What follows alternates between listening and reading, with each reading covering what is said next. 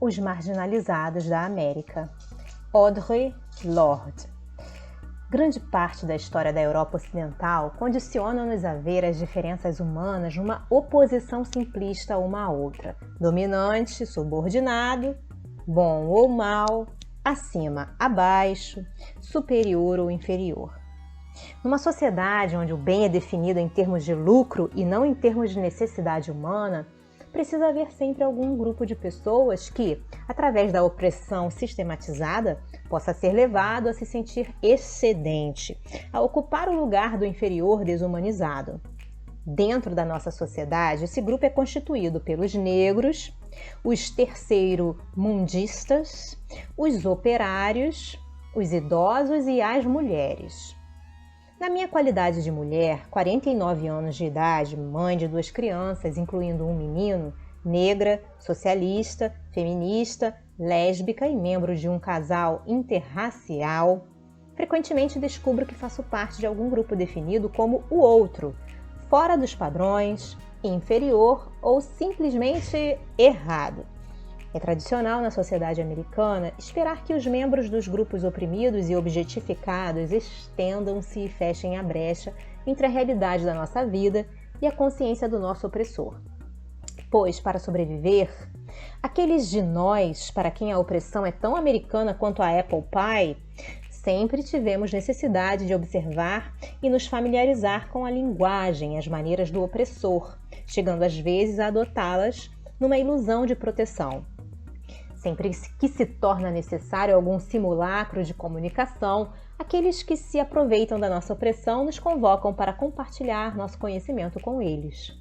Em outras palavras, cabe ao oprimido ensinar o opressor a ver seus próprios erros. Eu sou responsável por educar os professores que, na escola, rejeitam a cultura dos meus filhos. Espera-se que os negros e terceiro-mundistas eduquem os brancos quanto à nossa natureza humana. Espera-se que as mulheres eduquem os homens. Espera-se que as lésbicas e gays eduquem o mundo heterossexual. Os opressores conservam suas posições e se evadem a responsabilidade por seus próprios atos. Existe uma constante drenagem de energia que poderia ser mais bem utilizada para redefinirmos a nós mesmos e conceber cenários realistas a fim de alterar o presente e construir o futuro. A rejeição institucionalizada da diferença é uma necessidade absoluta na nossa economia baseada no lucro, que precisa dos marginalizados como excedentes. Enquanto membros dessa economia, fomos todos programados para reagir com medo e ódio às diferenças humanas que existem entre nós e a tratar essa diferença de uma dentre 3 maneiras. Ignorá-la, se isso não nos é possível, temos 2 opções. Copiá-la se a julgamos dominante, ou destruí-la, se a julgamos subordinada. Mas não temos padrões para tratar em pé de igualdade nossas diferenças humanas. Como resultado, elas receberam nomes errados e abusamos delas a serviço da separação e da confusão. É evidente que existe entre nós diferenças bem reais de raça, idade e sexo, mas não são elas que nos separam. Pelo contrário, o que nos separa é a nossa recusa em reconhecer essas diferenças e em examinar as distorções resultantes de dar-lhes nomes errados, bem como o efeito disso tudo sobre nosso comportamento e as nossas expectativas. Racismo, a crença na superioridade inerente de uma raça sobre todas as demais e, portanto, no seu direito de dominar. Sexismo, a crença na superioridade inerente de um sexo sobre o outro e, portanto, no seu direito de dominar. Heterossexismo, a discriminação contra a homossexualidade. Etarismo, a discriminação contra certas faixas etárias, elitismo, classicismo. Trata-se para cada um de nós da luta perpétua para arrancar essas distorções do nosso cotidiano, ao mesmo tempo em que reconhecemos, reivindicamos e definimos as diferenças sobre as quais essas distorções são impostas, pois Todos nós fomos criados numa sociedade onde essas distorções eram endêmicas no nosso cotidiano. Com muita frequência, despendemos a energia da qual precisamos para reconhecer e explorar as diferenças, para fingir que essas diferenças são barreiras intransponíveis ou que elas simplesmente não existem. O resultado é um isolamento voluntário ou conexões falsas e traiçoeiras. De qualquer modo, não desenvolvemos as ferramentas que nos permitiriam utilizar a diferença humana como um trampolim para uma mudança criativa nas nossas vidas. Não discutimos a diferença humana, falamos sobre desvios humanos. Em algum lugar, às margens da consciência, existe aquilo que chamo norma mítica, e cada um de nós sabe, dentro do coração, que eu não sou a norma. Nos Estados Unidos, essa norma geralmente é definida como pele branca, corpo esbelto, sexo masculino, jovem, heterossexual, cristão e financeiramente estável. É dentro dessa norma mítica que residem as pompas do poder na nossa sociedade. Aqueles de nós que estamos fora do poder geralmente identificamos uma ou outra maneira pela qual somos diferentes da norma mítica e admitimos que essa é a causa fundamental de toda a opressão, esquecendo outras distorções da diferença humana, algumas das quais talvez nós mesmos estejamos praticando. No movimento feminista de hoje, em geral, as mulheres brancas se concentram na opressão que sofrem enquanto mulheres, ignorando as diferenças de raça, classe, idade e opção sexual. Na expressão comunidade de irmãos, existe certa pretensão a uma homogeneidade de experiência que na realidade não existe. À medida que caminhamos para criar uma sociedade na qual cada um de nós poderá florescer, a discriminação etária é uma outra importante distorção de relacionamento. Ao ignorar o passado, somos encorajados a repetir os seus erros.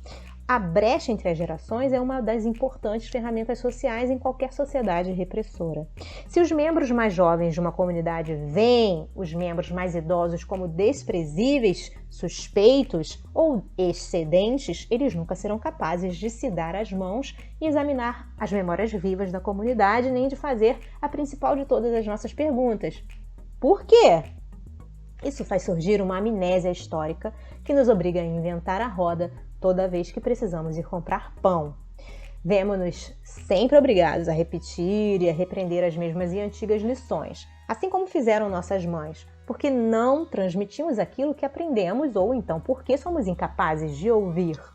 Por exemplo, quantas vezes tudo isto já não foi dito antes? Ou se não, quem teria acreditado que nossas filhas estariam mais uma vez permitindo que seus corpos fossem prejudicados e sacrificados por cintas, saltos altos e saias justas?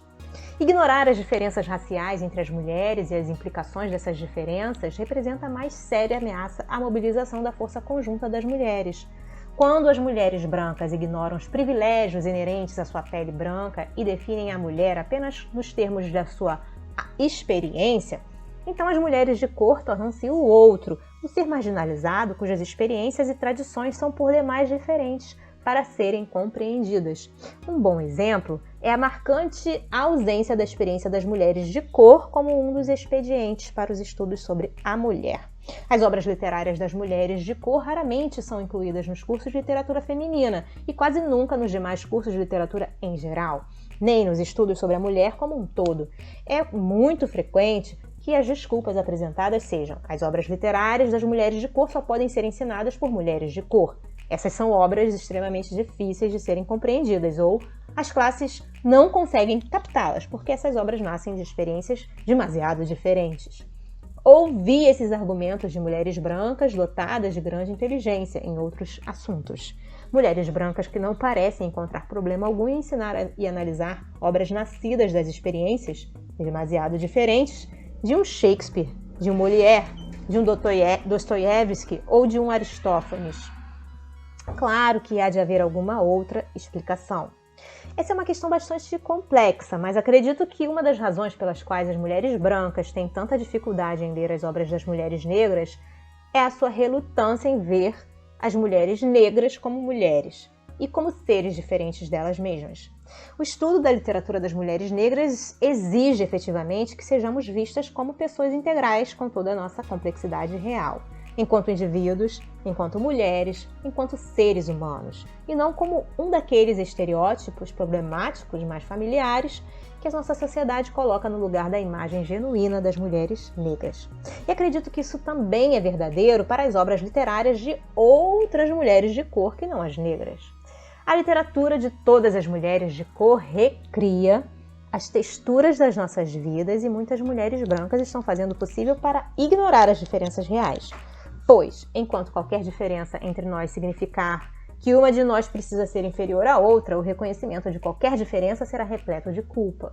Permitir que as mulheres de cor saiam de seus estereótipos é demasiado provocador de culpa, pois ameaça a complacência daquelas mulheres que veem a opressão apenas em termos de sexo.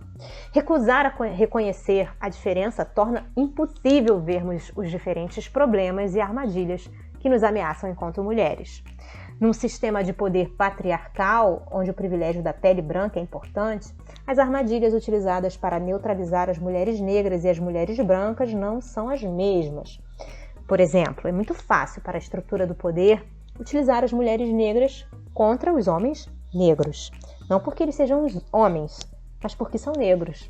Portanto, a mulher negra precisa sempre distinguir entre as necessidades do opressor e seus próprios conflitos legítimos no seio da sua comunidade. Esse problema não atinge a mulher branca.